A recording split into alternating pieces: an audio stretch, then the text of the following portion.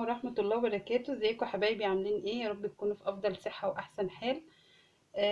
احنا ان شاء الله النهاردة هنعمل حاجة سهلة وبسيطة جدا وهتعجبكم خالص ان شاء الله. هنعمل فراخ مشوية بتتبيلة روعة مفيش بعد كده، وكل اللي هيجربها بأمر الله هتعجبه ان شاء الله ومش هيغيرها. مكوناتها سهلة وبسيطة وان شاء الله تعجبكم. معانا اول حاجة كده، معانا بصلاية ومعانا فلفل. عندك فلفل احمر واخضر مفيش مشكله، ما عندكيش فلفل احمر ممكن تستبدليه بمعلقه بابريكا. ومعانا التوابل: ملح، فلفل اسمر، توابل فراخ، 7 بهارات، جنزبيل بودر. ومعانا هنا المواد السائله دي، معانا ربع كوبايه او فنجان عصير ليمون على خل، ومعانا فنجان زيت، ومعانا فنجان عسل اسمر، ومعانا كوبايتين لبن. مع كوبايتين لبن او يا كوبايتين زبادي او كوبايتين لبن رايب الموجود عندك. والمقادير اللي معانا دي كلها دي لمقدار فرختين. انت هتعملي فرخه واحده فانت نصصي كل المقادير. يعني هتبقى كوبايه لبن واحده، هتبقى نص فنجان عسل اسمر، نص فنجان زيت، نص فنجان ليمون على خل، والتوابل نص معالق، والبصله بصله صغيره، وقرن واحد فلفل. فالمقادير دي هتنصصيها. انا عاملاها كده علشان اعمل فرختين ان شاء الله. اول حاجه كده هنحط معانا البصل والفلفل في الكبه.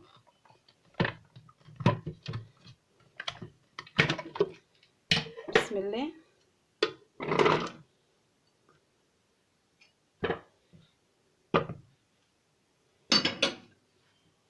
وهنضيف معاهم الليمون على الخل، ونضربها الاول. عايزين البصله والفلفل ناعم جدا، مش عايزين يبقى فيه حتت علشان ما تحرقش معاكي في الفرخه.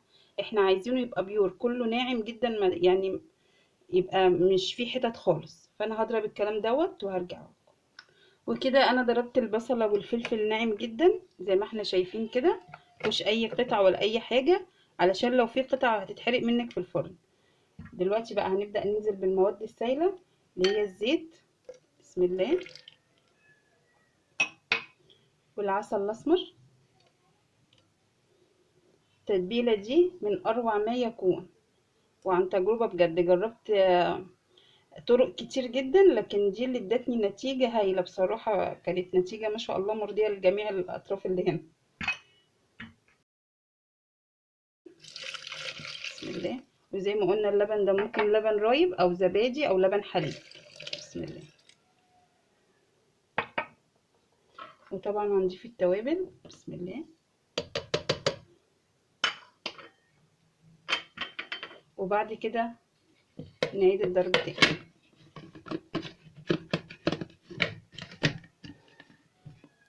وكده الخليط زي ما احنا شايفينه ناعم خالص. بسم الله الرحمن الرحيم. شايفين ناعم جدا، مفيهوش اي قطع لاي حاجه. انا عايزاه ناعم خالص كده، علشان قلنا زي ما احنا عارفين ان لو في اي تكتلات ولا اي قطع هتتحرق معاكي في الفرن. فدي كده. بسم الله الرحمن الرحيم. انا طبعا غسلنا الفراخ ونقعناها في خل وليمون وملح ونضفناها وزي الفل. هننزل بقى فيها، هننزل في الخليط ده كده. بسم الله. ودي هننقعها بقى ان شاء الله باذن الله، هننقعها لحد تاني يوم. يعني ما تكوني ناويه تعملي فراخ مشويه، الاحسن طبعا ان انت هتنقعيها لحد تاني يوم. والفرخه دي كده تقطعيها كده مفيش مشكله، هتقطعيها 4/4 زي ما انا مقطعه الفرخه التانية كده برضو مفيش مشكله. انا عاملاها بس كده عشان المساحه، عشان ما اخدش حاجه اكبر يعني ادخلها التلاجة. فهعمل كده.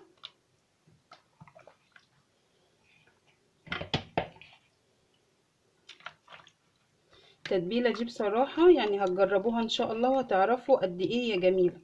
ولما تجربوها مش هتعملوا غيرها للفراخ المشويه.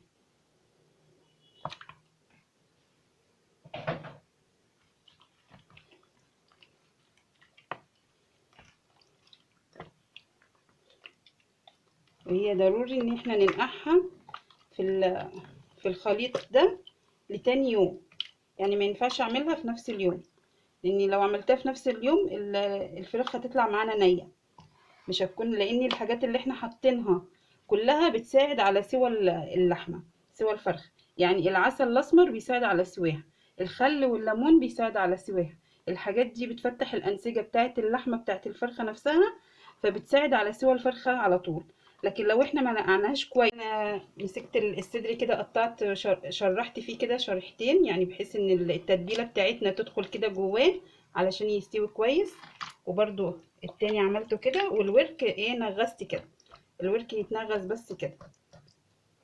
وان شاء الله باذن الله الخلطه دي بالفراخ بالخلطه دي كده انا هحطها، هلبسها كيس بقى او استرتش او اي حاجه عندك، بس تقفلي تحكمي قفلتها كويس يعني، عشان ما تعملكيش ريحه جوه التلاجة.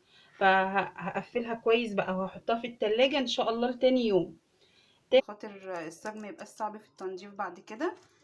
فدلوقتي بقى انا هدخلها الفرن، وهنشوف هنعمل مع بعض الرز بتاعها ازاي.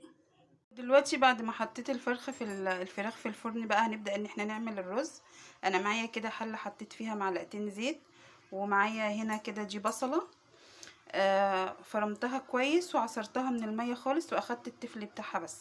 انا كده دي حاطه عليها ملح وفلفل وعصرتها كويس. هبدأ بقى ان انا انزلها على الزيت، بسم الله.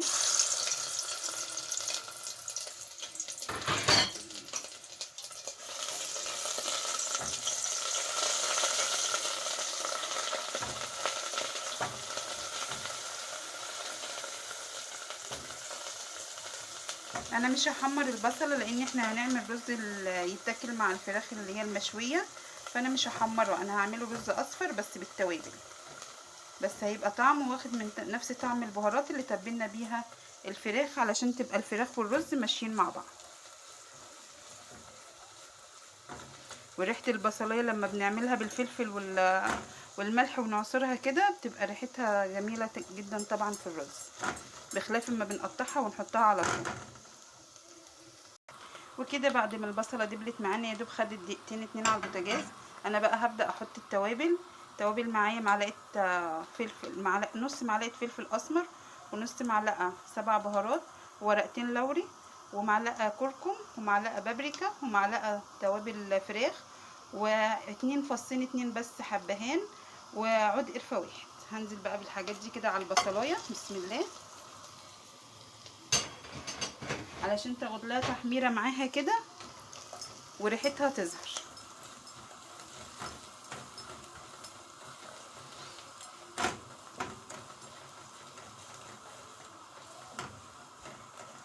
بس كده مش اكتر من كده. وبعدين معانا الميه دي اللي انا عصرت منها البصل، هنزل بقى بسم الله، وبعدين اكمل ميه الرز العاديه.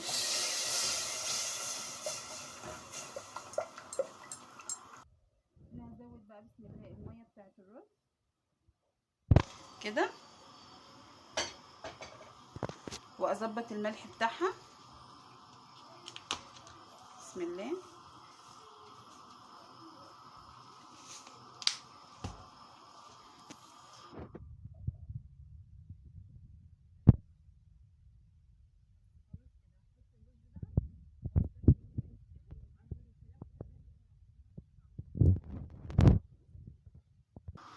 رز سهل جدا ومبياخدش وقت معانا. انا كده بسم الله بضيف الرز اهو،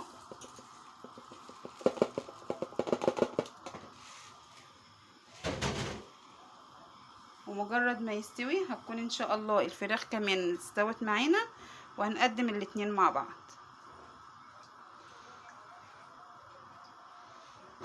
الرز بالطريقه دي بتبقى ريحته جميله جدا، وينفع مع الفراخ اللي هي المشويه، بيبقى واخدين من نفس الخلطات بتاع بعض. يعني احنا لو لاحظنا هنلاقي معظم البهارات اللي حطيناها في الرز هي اللي كنا متبلين بيها الفراخ. كده ده الشكل النهائي لاكلتنا النهارده. ما شاء الله الفراخ شايفين طالعه جميله ازاي، ولونها روعه ما شاء الله، والرز جنبها، وعملنا شويه سلطه كده.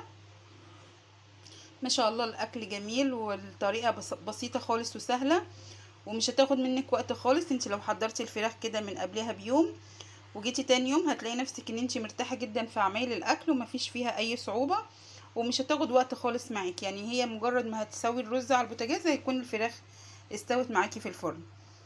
فما شاء الله الاكله سهله وبسيطه وطلع طعمها جميل جدا.